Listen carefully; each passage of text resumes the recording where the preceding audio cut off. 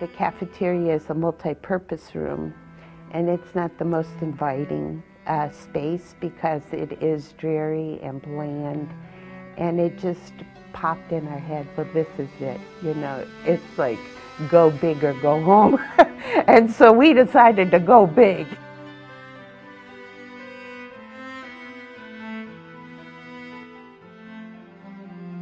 I love the idea of finding other art forms. And I feel the same way about myself. I felt like for the longest time when I was a kid I loved art, but I ended up being a musician for most of my life because, maybe partly because I didn't feel like I could draw. And I thought, how could you ever be an artist if you can't really draw? And now that I'm an artist, I've realized that I still don't draw very well. It's not my thing. What I do, but it became related to paint for me. I can paint, you know, and I can draw and paint, but it's something about that medium that really speaks to me. And so I felt like this was the same with these children, that some of them felt like they're not attached to a pencil, but if you give them some glass or some small things to deal with, or a toothbrush, it's something much more familiar and special, and they realize that art can be so many things. It's fun to it's like you're just drawing, but you get to design something that you actually get to create. It's going to be something that's going to stay somewhere forever.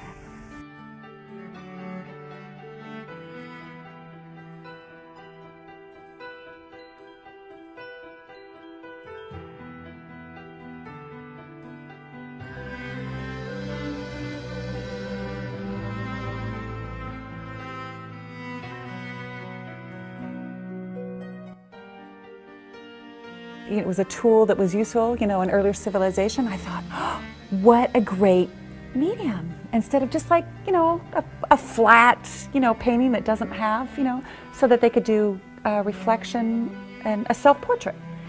And then with our poetry unit, we write and we write and we write and we share and we edit and we read poetry.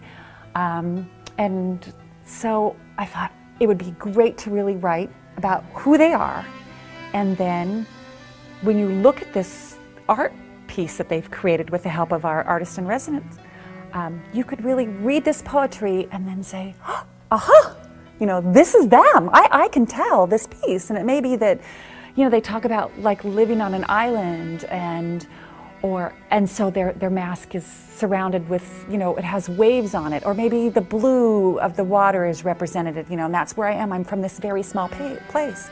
And some of the students live off island, and they have their two worlds, and so it might have the other half of their world, or their two different homes, and their mask is split.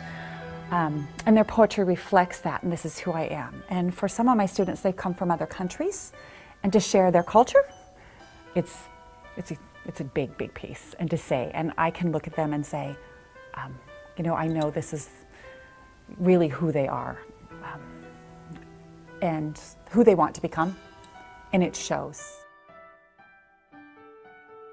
When I started writing, I wasn't thinking of what I was going to write.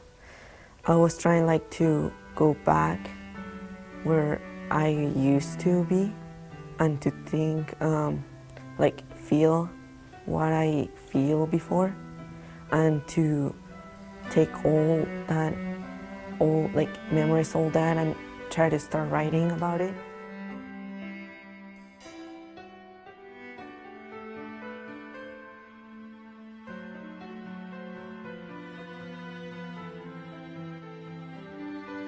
My mask was represented by the colors and how I painted it, and try to explain, try to take some ideas out of the poem and fit it into the mask. Like the darkness of my room, as it says in the poem, I represent it with color black all over my mask. They know going into this class that their work is going to be on display. And so they're working and putting themselves out there, and it will be in the public. So they know that they're going to do that, and they are free to express themselves and fearless in doing so. And then when it is in exhibition, the mask, the poem, and the photos of them, it really shows who they are. And I think that that is a wonderful experience for their future, to have gone through that whole process and then to experience that satisfaction of a job well done.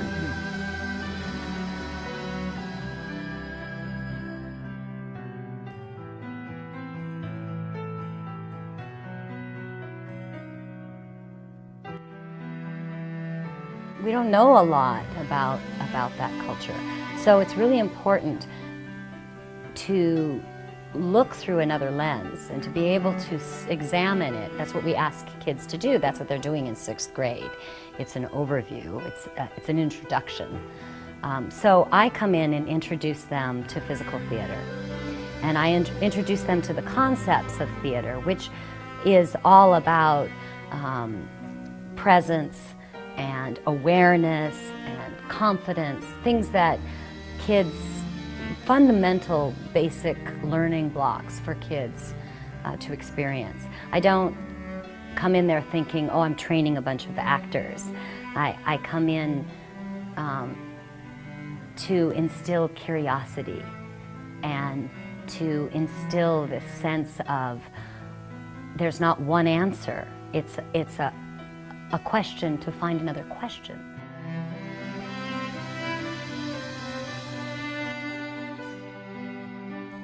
Composition. So composition for dance or theater, one small basic principle is this idea of space. So we have high space, medium space, and low space. So we can look at a picture that the kids create, and the first thing the kids will ask is, does it have high, medium, and low space?